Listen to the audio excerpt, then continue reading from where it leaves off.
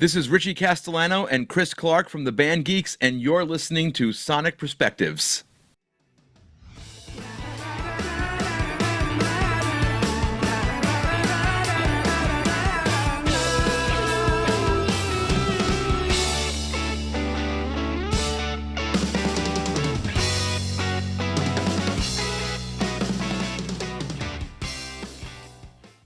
Hey everyone, this is Scott Medina with Sonic Perspectives. Welcome to our interview with Richie and Chris. They are from the band Geeks, and they are just releasing a new album with Jon Anderson called True, and it's just coming out. By the time people are watching this, it will be out. So welcome, Richie and Chris. Thanks for talking with us. Thanks for having us. Yeah, thank you. Yeah, so this is fantastic. I know you're just on a little break from tours, and Richie, for those of you who don't know, also is in Blue Oyster Cult. It looks like you guys have some dates coming up pretty soon, right? Yeah, we're playing on Tuesday in Syracuse, and Wednesday we're in Allentown. So it'll be nice to see everybody because those guys are like my family. Right on. Yeah. Going from one great scene to another. Yeah, we had a couple of times on this last leg of the tour where I did a Jon Anderson gig on one day, then the next day Blue Oyster Cult, and the day after that back to Jon Anderson. So that was fun. I mean, it's like actual rock and roll boot camp. Well, if you can be saying that it's fun, then I'm impressed. So that's a good sign, definitely. Yeah, hey, I get to play music for people. That's the greatest thing. Yeah, right on. Well, let's get started just with a brief background. I think a lot of people watching this probably are already a little aware of this, but if you could just give us like a brief summary how both of you got involved with playing with Jon and how that came to be. And I'm not sure if Chris was initially in the band or not, so just kind of filling all those pieces out so we know how you got this opportunity.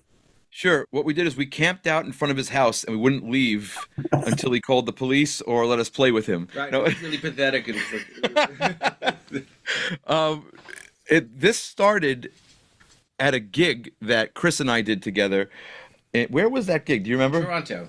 That wasn't in Toronto. That was really? Yeah. In or near Toronto. I thought it was in Ohio. I don't think so. Okay, see, we don't have our story straight here. Okay. This is a problem. Okay. All right, it was a gig somewhere, and it was the symphonic music of Queen. And there are these touring companies, and what they do is they have a traveling show. They provide sheet music and principal musicians and singers to do pop and rock concerts with regional orchestras. So they'll go to the Toronto Symphony and they'll show up with a team of people, and they have one run through during the afternoon where they'll do all the music of, say, Led Zeppelin or, in our case, Queen. And they have all the charts and the singers and the guitar, keyboards. And then at night, for the people who subscribe to those local regional symphonies, they get a show of rock music that is not Beethoven or Brahms or something like that. They get popular music. So we got called on one of those gigs to do Queen music. And I'd never met Chris before, but Chris had seen the Band Geek videos. So I was getting my guitar ready, and Chris walked in the room. He looked at me. He didn't say words. He just looked at me, and he sat down and played South Side of the Sky by Yes, and then he played Heart of the Sunrise, and then he played Carnival 9, First Impression. Then he played every song I listened to on my cassette mixtape in high school. He played every one of them, and words weren't spoken yet. He just played and stared and like grilled me, like that's what you did. So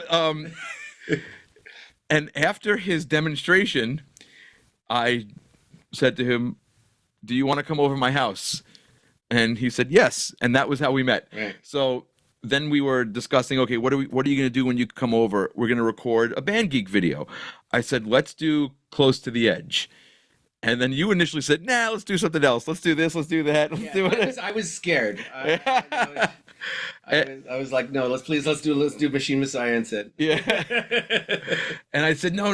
I've always wanted to record Close to the Edge, and now I finally have a group of people if we include you, that can get that done. So he came over my house and we spent an entire day just rehearsing and recording Close to the Edge with the other band Geeks. And at the time it was Andy Ascalise on drums, Andy Graziano on guitar, and my ex-wife Anne Marie on vocals, who learned the song the day before, I might add. Wow. Yeah. And we did that and we put it up and people liked it a lot. It was a lot of fun doing. It took us a long time, a lot of time mixing. And I remember we went back and forth and you kept telling me the bass pedals weren't loud enough and not enough reverb, as you say. And we did it. And then I didn't hear anything about it. Just it was another video of one of hundreds that we've put on our YouTube channel. Until one day I'm driving home from a Blue Oyster Cult rehearsal and I get a call from an unknown number and it's Jon Anderson telling me, I just saw your video and I can't believe it. You guys sound like 70s Yes. And I was a complete babbling buffoon on the phone, because what do you do when your musical hero that you've been listening to since you're 15 years old calls you out of the blue? And I had nothing prepared. I didn't know what to say to him. I was an idiot on the phone. I was just like, oh, thank you. I love you. I love you. Right. You love me? Yeah. Did you even believe it was him, or were you like, wow, you really sound like Jon Anderson, but really, who is this? There's no faking that voice. Right. Nice. You know, there's no faking that. And it's just, I think I asked him the same question I asked you. I said, do you want to come over to my house? And he said, no. Okay. No, I didn't realize on that first call that he had bigger plans in mind. I just thought he was calling me to say, hey, nice job. Thanks for taking the time to do this justice. You know, Right. I didn't realize he had something else in mind. And then I hung up the phone with him and I sat there for a while and I go, I was just a complete idiot on the phone with Jon Anderson. I had nothing intelligent to say. I was starstruck. Mm-hmm. Luckily, he invited me and the whole band to come see him play a show in my hometown, Staten Island. That was 2 weeks later. So this, you weren't able to come. You had a gig, yeah. and everybody else had things to do. But me and Anne Marie were able to go, and I had some time to collect myself and think about, okay, what should I actually say to this man next time I see him? And just as added insurance, I brought my dad with me, who is the ultimate icebreaker. He can schmooze with anybody.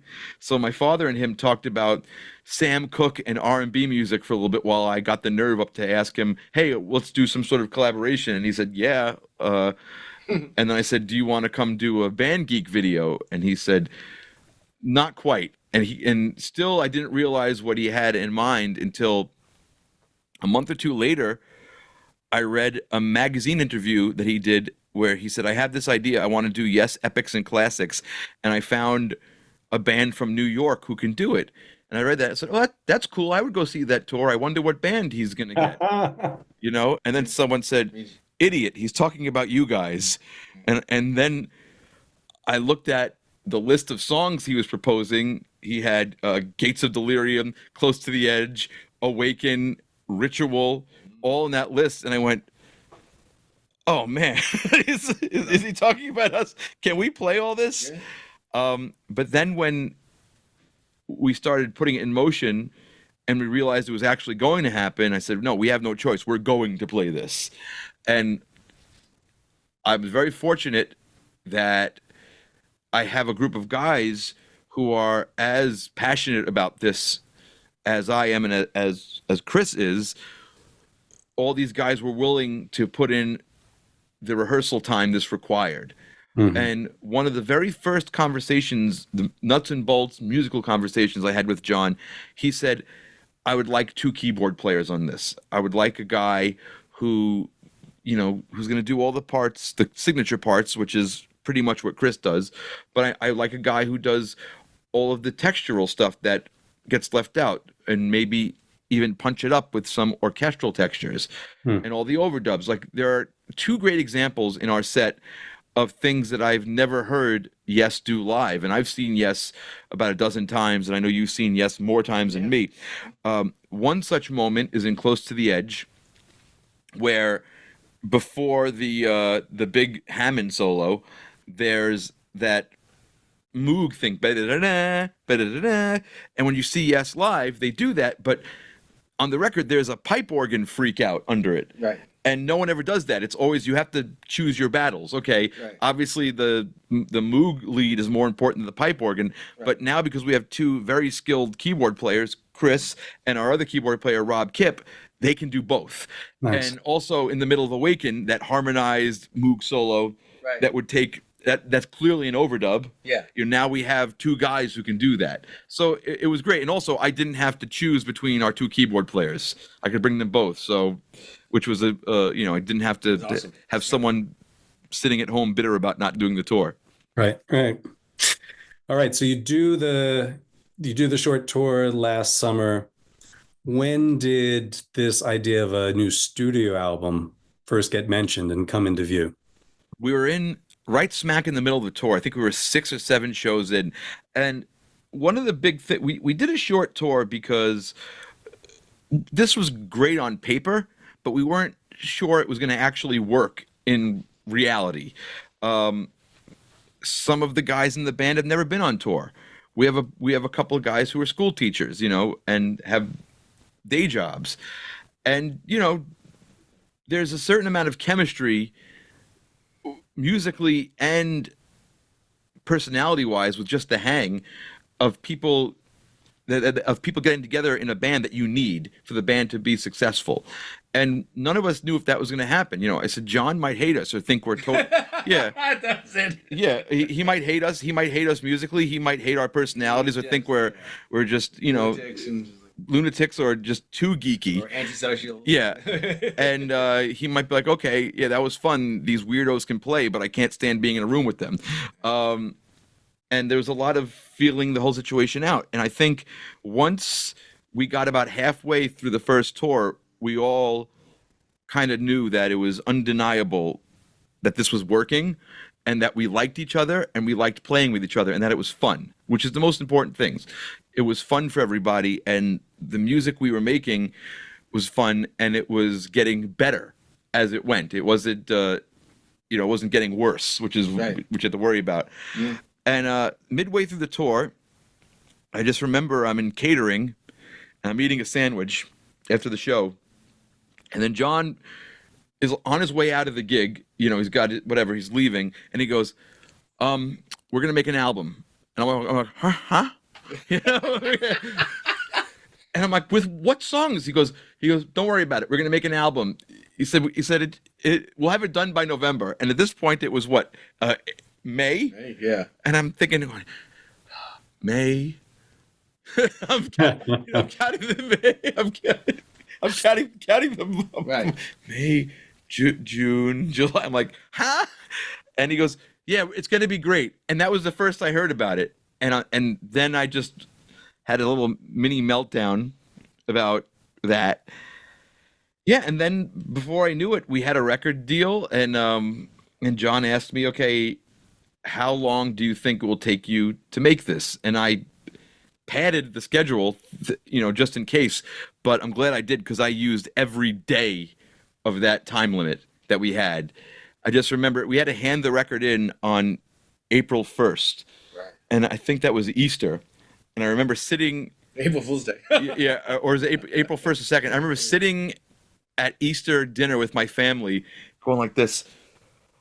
I need more time. I need more time. I need more time. I need more time. I could have mixed this differently. I could have done this. This should be different. I should redo this. And then finally the band and my manager, Steve Schenk, had to talk me off the ledge and say, it's great. You did a great job. Let it go. Right. You can't. It's done. Let it go. Right. It's gonna with anything that you release, you can tweak it until it starts getting bad. If something's Sure. good, you can keep working. Oh, I could change this. I could change this, and then there comes a point of diminishing returns. And I think I was at that point where I can tweak this. Sure, I can hear things that when I listen to it, I wish I did this differently. But these are things that only you're going to hear, and that are just going to go right by people. That's exactly right. So let's get in a little of the details between that time that John first just casually mentions, oh, we're gonna do an album. And then April Fool's Day, when you're not looking like a fool anymore, you actually did it. So that there's a whole lot that went on in there. So like at what point did you realize that Jon was looking for arrangements of his songs to become as grand and epic as Yes? Because he's done a lot of solo albums that, you know, are all different flavors, but this has turned into Yes epic music. At what point did you realize, oh man, we're not just doing like a little solo album, 3 minute pieces? The first song we did together was Counties and Countries, and that we did while we were rehearsing for the first tour. He just, while we were talking about everything and scheduling stuff, he just sent me this song. He said, "Here, listen to this song. It needs bigger everything." And I said, "Oh, it's a nice song. Yeah, great, Jon." He goes, "Yeah, it needs bigger everything." And I said, "Wait, like for me to do?" He said, "Yeah." I said, "Oh, okay." So I listened to it and I immediately heard what I would do with it. And I said, "Can I, so you want me to punch this up?" He said, "Yeah." I said, "Make it big and heavy." And he basically said, "Give it a shot. Try it. Show me what you got." So I said, "Okay, I'm gonna make a MIDI demo of this with sampled instruments and all that stuff, just so you can hear where I'm going with this." He said, "Yeah, sure." So normally when I do a MIDI demo for a song I'm working on, it's crude. It's, cheesy sounds and just to get the idea out.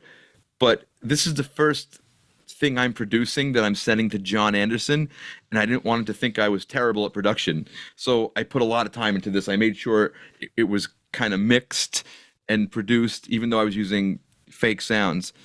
And he heard it and he went, "Whoa," because I kind of knew that he wanted orchestral, but I also turned it up and made it, I guess, rock a little more, because the original was Yeah, it was a little more pastoral. pastoral. That's a good way to put it. And he said, "Wow, okay, now try this, try this." And we went back 7 or 8 times with different demos until finally he said, "Great, it's done." I said, "All right, now we're going to record it." And he said, "What do you mean record it?" I said, "Well, real drums, real guitars, real bass." And he said, "I thought it was done." I said, "No, I just didn't want to send you garbage, so I put really nice sounding MIDI instruments. I would like to re-record this with the band." And he said, "Oh, okay, yeah." And we did that, and it blew his mind. Now, it was, to be honest, probably a little heavier than he wanted, just because we're a rock band. We play hard, and Andy Ascalise on the drums, he plays hard, and when I hear him play, he gets me playing harder. And we've been playing together since we're kids. But yeah, he was into it, and then we kind of put that song aside. We thought maybe we were going to release it as a promo for the first tour, but I think once Jon realized that he wanted to do a full record, he said, "Let's keep that in our back pockets until the album's ready, and then that can be part of the album." So when it came time to shop the album, that was the song we used. Like, "Do you want to hear more of this?" And the thing is, because the record label heard it in a rock, like heavier setting, they said, "Yeah, more of that, please." So that kind of set the mood or the tone for the record.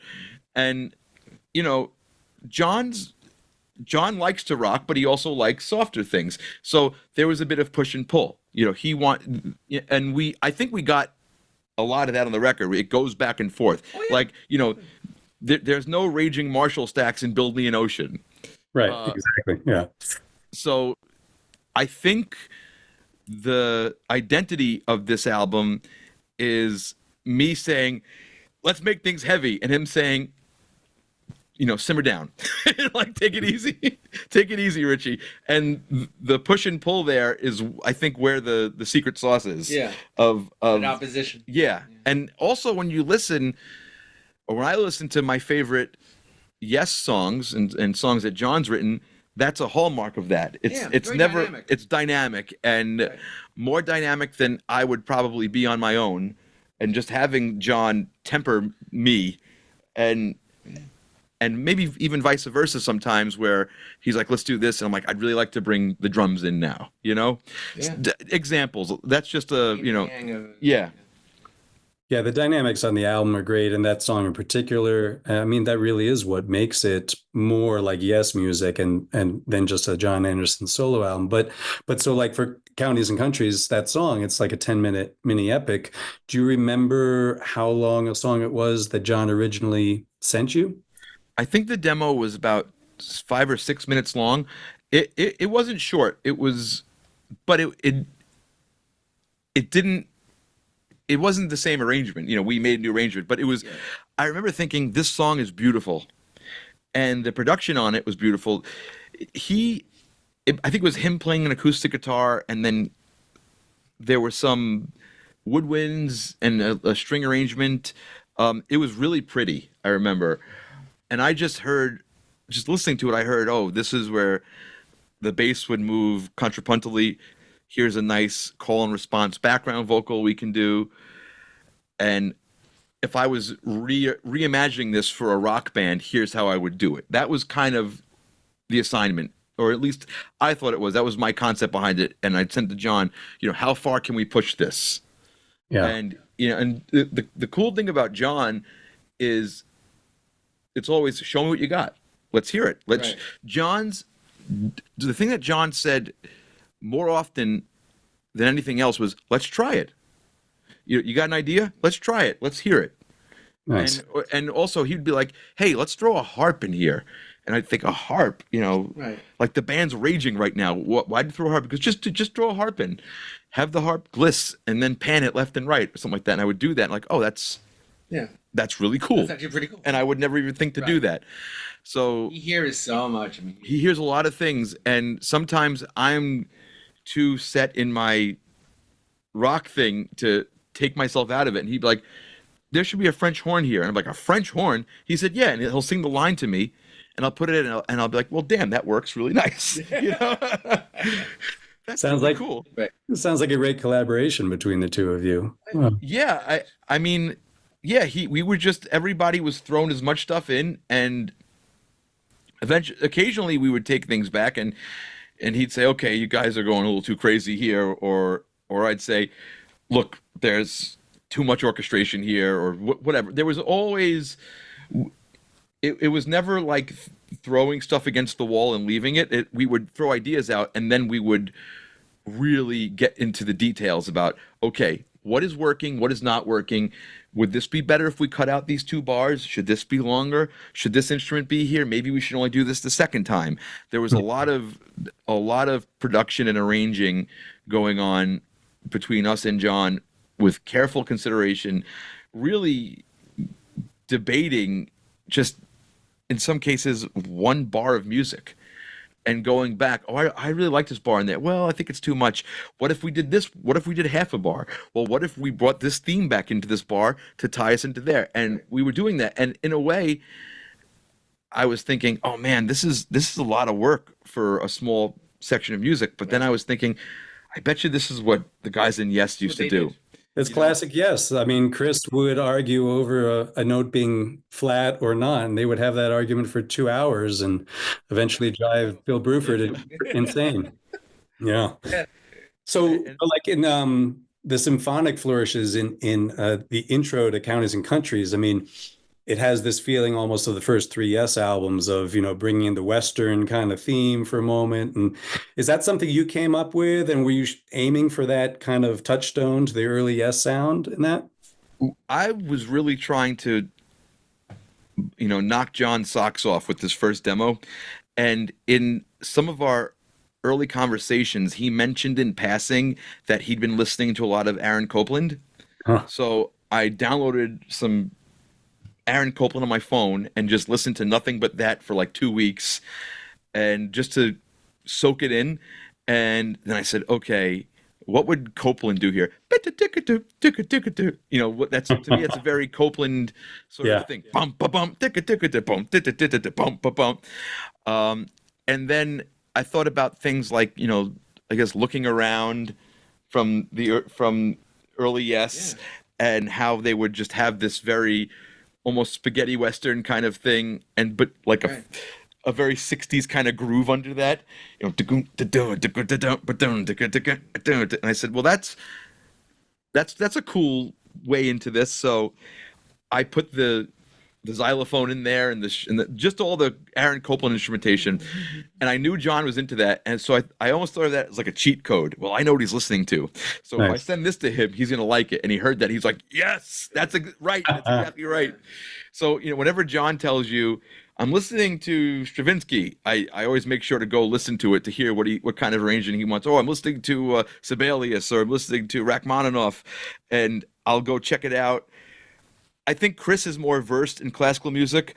I have a music degree, but I don't listen to as much as he does. I'm a crammer. So when John's mentioned something, I'll go cram and listen to it for a week and say, oh, okay, I get it. I get the instrumentation. Fine.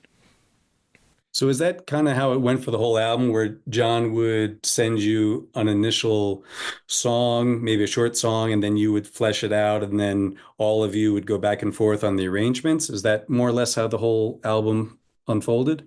It was a little bit of everything.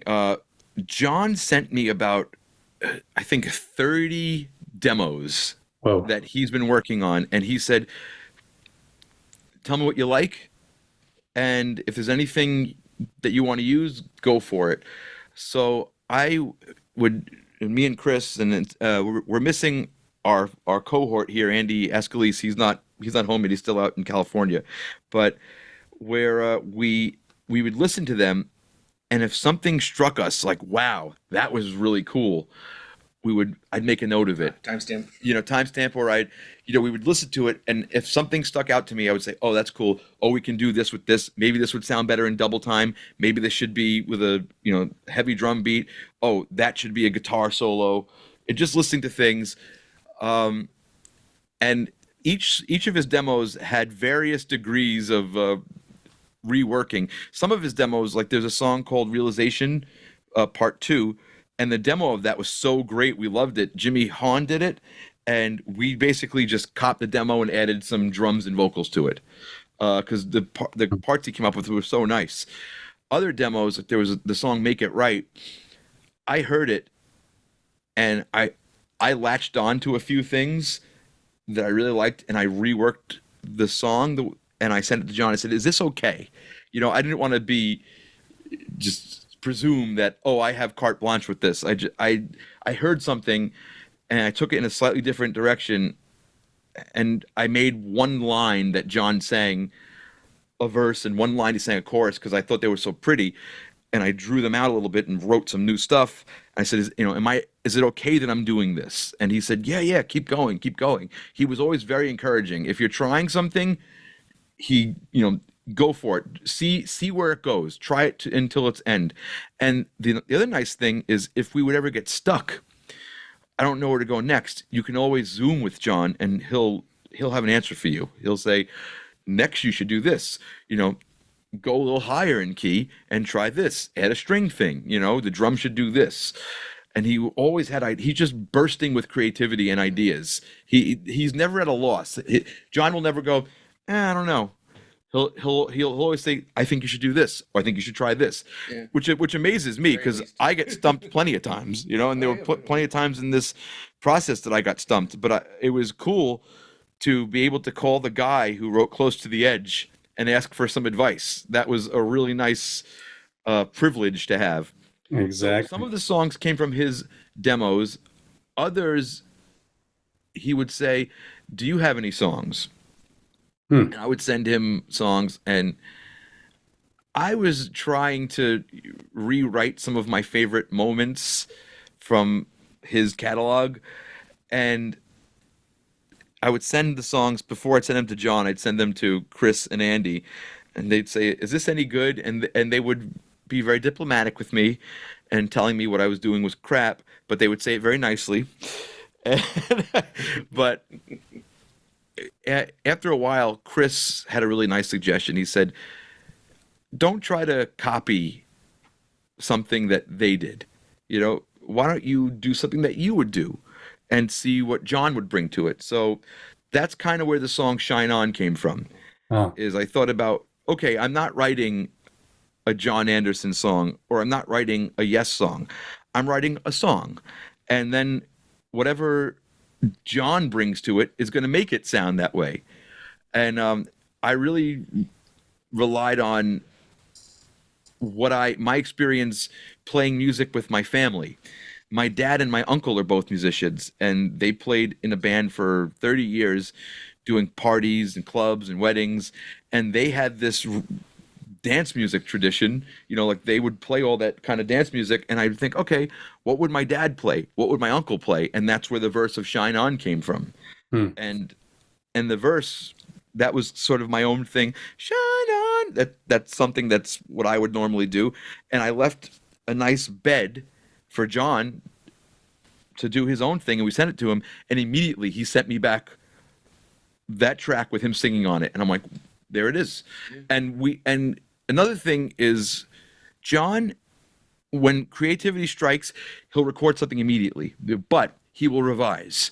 Like he'll record something, and that's the first pass, and then over the next several days you're going to get 5 or 6 more versions of the song. And then what I would do is I would listen to all the versions, and I would say, why don't we do the verse from version 1, the bridge from version 3, chorus, and then I would sort of sing it, putting it together like a ransom note almost, like with all the different fonts, all the different versions. And I said, I kind of think it sounds cool with all these different things that you did. And then he would take that, rework that again. There was a lot of revision. That was the biggest thing with this record, is nothing was ever like, okay, one take, good enough. No, he was constantly reworking things. We were constantly reworking things and debating it.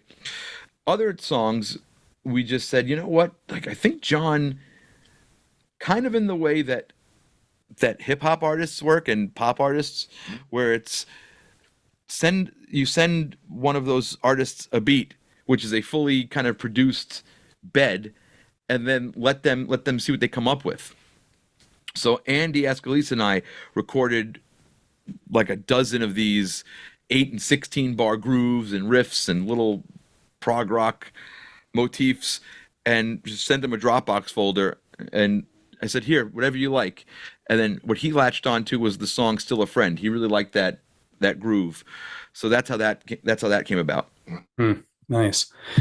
So the stuff that he was introducing to you guys, do you have a sense of, did that originate from maybe the past few years, or like you mentioned Jimmy Hans, or are some of these things really old that he's had for a long time and just in waiting?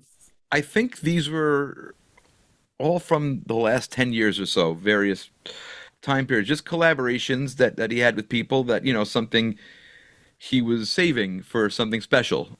And right. I think this presented an opportunity to revisit some of those. I remember him mentioning, well, there were a few times it was popping up in interviews that he was doing before COVID, and he was saying at that time, it was probably before ARW too, and he was like, he was saying, we got to get back together. I got to get back in the band because we have to make another great Yes album. And it sounded like he had material, he was already envisioning for when that would happen. So I'm wondering if this is the opportunity, with you guys. He finally found like, here's some musicians who can really flesh this out. And maybe now is the chance that he brought some of that inspiration to. It could be. I think it came from our chemistry playing the live shows.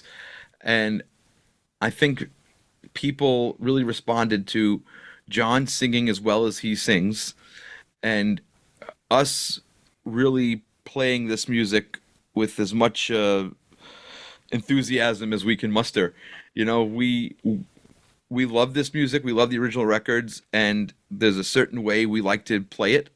And I think John really responded to that. And when he saw how the audiences were responding, I mean, I don't know. I've never been involved with anything in my life where every song in a set list gets a standing ovation. That was a lot to take in. And obviously, it speaks to how well this music was composed by John, by Steve Howe and Chris Squire, and the incredible music they wrote. But I think it's partially that, and partially people hearing it presented in away by people who are very like us, who are very enthusiastic about it, and Jon, who's super enthusiastic about the legacy of this music. And I think this was just building off of that.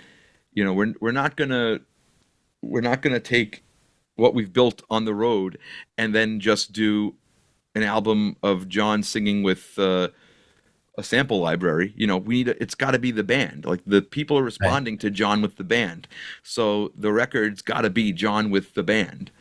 And so on the record, I'm curious. Like I know you play a lot of instruments, Richie, and then I see Chris. I see on the studio album, the other keyboardist, I think Robert, he's credited with Hammond organ. So I'm like, oh, is this kind of like Talk, where Tony Kaye is on Hammond organ, and then, Chris, are you doing everything else, or Richie, are you doing some of the keys too, and guitars, or is Andy doing most of the guitars, or how does all that work? Me, Andy, Ascalise, and Eddie Graziano have been recording music together since like 1996, and with the three of us, it's always been just grab a guitar and play it. It's never been like, I am the official this, or I am the official this. How dare you play guitar? I am the official guitar player. It was, I think I'm a huge Beatles fan. And if you read any of those Beatles documentaries, they're always saying, "Oh, actually, that was Paul on the drums," or "Actually, John's playing bass on this one." Those guys didn't care. It was all about just put the song across. That's it. Whatever puts the song across. So we would make these demos with me, Chris, and Andy. I think it's because the three of us, as soon as the tour ended, were unemployed. so we had the most amount of time to spend here, and none of us have kids, so we could meet here at 2:00 and record till 3 a.m. if we had to, and just basically saying, oh, this needs this. Chris, just play that on keyboard. Or if Andy had an idea on keyboards and was showing it to Chris, I'd be like, Andy, just play it. Yeah. We don't need to waste the time. We don't have a lot of time to do this. Just get the part on. And it was for the sake of demoing. So we never thought about it as, oh, this is the final recording for the record. This is just to get the idea out. Mm-hmm. Then in many cases, those demos ended up on the record. Andy Ascalise is playing the keyboard solo on Thank God. It's just he was around. Right. It sounded great. Is it like, yeah, it's all about the result. I played that string thing at the end of True Messenger, the Persian slurry strings. I was on a Zoom call with Jon. He said it needs strings, so I just sat at the keyboard. And I'm like this. He goes, yeah. And he started singing things to me, and I'm playing it. And I said, that's it. Why am I going to have him redo it? It's done. And then also another story is at the end of Once Upon a Dream, there's a guitar solo that I played on the demo, fully expecting it to be replaced. And when Jon heard the demo, he said, "Do not touch that guitar solo. Don't touch it." I said, "No. That's a rough." I said, "When Andy Graziano comes in, he's going to redo it." He's like, "I'm telling you, do not touch that solo. I love that solo." And I don't even remember what guitar I played it on, because I was just getting the idea down, just to show Jon, okay, I think it would be nice to have a little guitar solo doing a call and response with your vocal here. And yeah, so that's why all of us are playing keyboard on it. All of us are playing guitar. There were some things in the demo where I would play an acoustic guitar or a 12-string, and then when we'd be re-recording stuff with Andy Graziano, I'd say, do we really need to have you re-record a rhythm guitar part? No, it's done, and it sounds nice, so just leave it alone. So there was plenty of that. With the Hammond stuff, we had it fleshed out, but we didn't have a great sound, and we just said, you know what, Rob really knows how to work that thing, and he really understands the idioms of the Hammond. So I said, let's just. It's also about putting your best foot forward, right? Like Rob's great at that, so let's let him do that, and then Chris will do the synth stuff that Chris loves doing so much. So it was just an easy way to delineate who's doing what. I got it. That's awesome. Oh, another thing I want to say about Yeah. Rob is Rob has a great voice and he sings really high. You know, Rob sings higher than John. So having Well, Rob's background vocals on all these songs was really great because it gave us a full sonic spectrum. yeah. Well, there's a choir at the very end of Make It Right. Was, Yeah. was that all of you guys? That's us and Anne Marie, Nice. who I mentioned earlier. Yeah. Because I figured if we're making Jon Anderson and the band geeks, we have to have all the band geeks represented. And Anne Marie is an original band geek. She's got to be on this. So she came in. That was all of us quadrupled. And the trick with a choir is like when you're doing the really tight, like as I call them queen vocals, you want to sound like the same person, so you get that the chorusing effect. When Hmm. you want the choral effect, you have to do four different voices. So I said, sing this four different ways each time, so you sound like a different person. And then we did that, and I told Amory, do me a favor, just do one riff thing where you're gunning it, do like your best gospel riff. Totally. And she said, really? I said, yeah, if he doesn't like it, we'll get rid of it, but we'll see, we'll try it. And he liked it. And he said, yeah, that's cool, leave it on. And the nice thing about that is I've never heard a gospel choir on a Yes record. Right. Oh yeah, confirmed. So that's a cool contribution to have to this style of music and to Right. John's catalog. Absolutely. Very much in the spirit of like anything that's truly like progressive. The idea of like you're always bringing something different to it, and whatever's available, and it's all on the table. Yeah, I mean, when I heard "Make It Right," it was not like this boom, boom, and on the demo when I'm singing it. I sang it kind of in an R&B style, Right. just because my dad That's fun. is such a huge R&B fan. It's what I listened to growing up, so I sang it like that, and I'm thinking, oh, this is not really John's style. Hmm. And so when John sang it, it took on a whole different character. But we were still feeling a little bit of that feel, and getting to retain some of that was really cool. And I said, he might not go for this. This might be a little too far out. But he was into it. He said, yeah, yeah, do it. So that was great. And is that you on the classical guitar in the intro too? No, if anything that's classical guitar is Andy Graziano. He has a degree in classical guitar. He's phenomenal. I'm horrible on classical guitar. Okay. So I'm very lucky to be friends with him. Yeah. Whenever there's a classical guitar part, I go, I'm not even going to try. Yeah, well, he's got the tremolo thing going on too. So that was nice. I thought that was so cool. I said, you know what? Yeah. That's another thing I've never really heard in John's catalog, is Right. is this really specific technique that he happens to be great at. Right. I thought that was so cool. And John flipped out when he heard that. He Oh, right on. loved the tremolo guitar. Yeah. Yeah, Steve Hackett does that all the time, but you don't really hear Steve Howe doing it. So Yeah. Right. Exactly. yeah, yeah. So when you guys are out on the road, do you have much interaction with John on the road, or is he kind of doing his own thing with Janie, and then you meet up at the gig for sound check?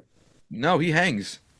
He hangs. He comes to sound check, and then after the gig, we all hang out, and he'll tell us stories, and it's really fun. He's very cool. Right on. Yeah. So you're just pretty much winding up a tour. You've got some more dates in September, but the album's just coming out now. Do you know what's next? Has John thrown anything on you like, hey, let's make a double album next, or let's tour the entire album? Because I mean, it would be cool to hear some of. I mean, it's great you did 3 songs Yeah. this tour. That even Yes doesn't really do that much of their new stuff, but some of these other songs, Counties and Countries, and then the 16-minute epic, they would just be fantastic to hear. What do you think? I have to learn them. Yeah. Yeah, it was really. Yeah, I'm down for all of it. Oh, yeah? I'm into it. There's I tell people this, because people frequently email me saying you should do this, you should play here, you should do this. Sign me up for all of it. There's other things that have to happen behind the scenes to make that possible. If I could just learn the whole album and then jump on a plane and go play it, I'm all for it. But there's a lot of steps that have to happen in between then to make that possible. And a lot of people don't want to think about how much plane tickets cost, or hotel rooms or trucks, and these are the realities of putting on a show like this. So I'm grateful that this happened at all. That's how I feel. Absolutely. Doing this, I've done this for 20 years with Blue Oyster Cult, and I've learned that there are 1,000 ways that a gig or a project can get scrapped. There's 1,000 things that can go wrong, and that one thing can be each of those 1,000 things is the linchpin, that can make everything just not happen. So Wow. I feel very fortunate that all of these different things lined up to allow us to do this. That we were able to get such a great crew together, because we have a fantastic crew, hardworking guys, very talented guys, and that all the band guys and had the support of their families so we can do this.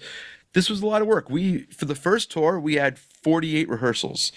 I've never been in a band that had 48 rehearsals, but we knew we had to. Yeah. And we knew we had to at the first rehearsal when we crashed and burned on trying to play Gates of Delirium. We said, okay, this is going to be hard. And there's no going to Jon saying, I don't think we could do that. Like, that's not an option. Like, we're doing it. Yeah.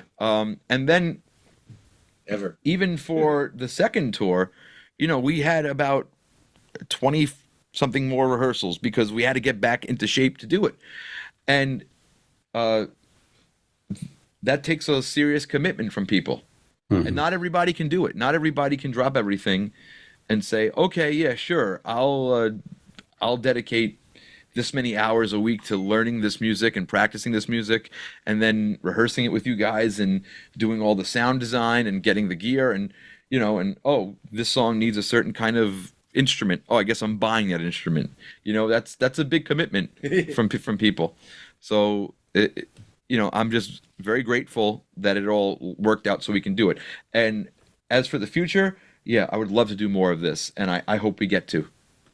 Are you guys aware of the impact on Yes fans? I mean, like you can just see on social media just how excited everyone is to hear these songs being played, at tempo and just you guys just really killing it, and Jon sounding so good and everything gelling. Like, are you aware of the impact you're having on the Yes legacy here?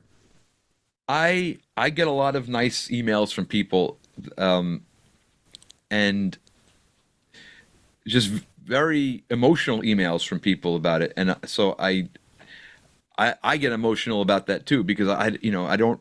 To me, it's just like, and I guess to you too, probably.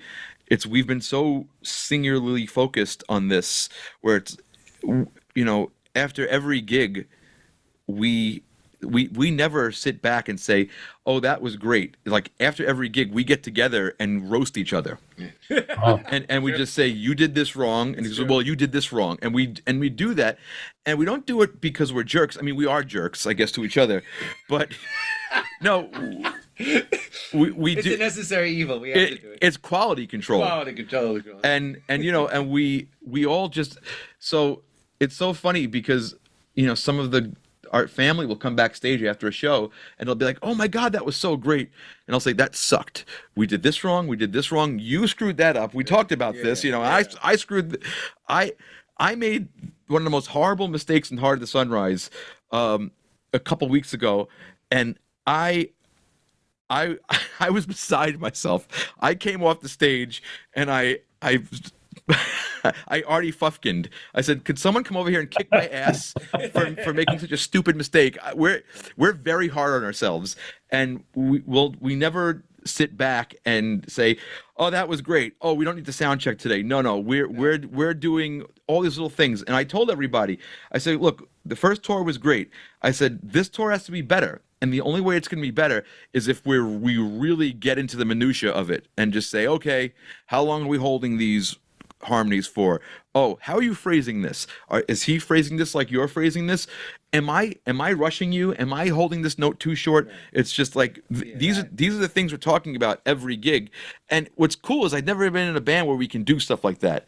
It's It's usually just surviving the forms. yeah. Yeah, before you can get into nuance. I mean, this where we're all really into the nuance with it, but yeah, I mean, I do get really nice messages from people, and I know Chris Clark is a celebrity in the progressive rock community, so I'm sure you're getting feedback. I'm very fortunate to have gotten positive feedback from a lot of people. I always try to go into the house after the shows and stuff, and it's been largely very positive, very grateful. A lot. I do that because I always like to, as Kipling would say, to walk with kings yet not lose the common touch. You know what I mean? And to remember that I'm as big a fan as you are. I just happen to be up there. Yeah. Exactly. Yeah, but I can't play the close to the edge solo like you can. And honestly, I mean, after hearing you play that in Denver the other week, I was like, boy, that stood out to me more than the roundabout solo. And that just like I don't even remember experiencing Yes killing it that good. Wow, thank you. Well done. That means a lot. Thank you very much. Yeah, no, I mean, just to conclude, both of you, I really should be proud with this release of True because it's astounding. And I just came out with my album review today, but it's going to make so many Yes fans happy. They have no idea how good an album this is. So it's it's a beautiful thing to bring in, especially with Jon as he's turning 80, and to see him just thriving in this way is fantastic. Well, thank you so much. Yeah, thank you. Yeah, so on behalf of all Yes fans, thank you guys very much for bringing the best out of Jon.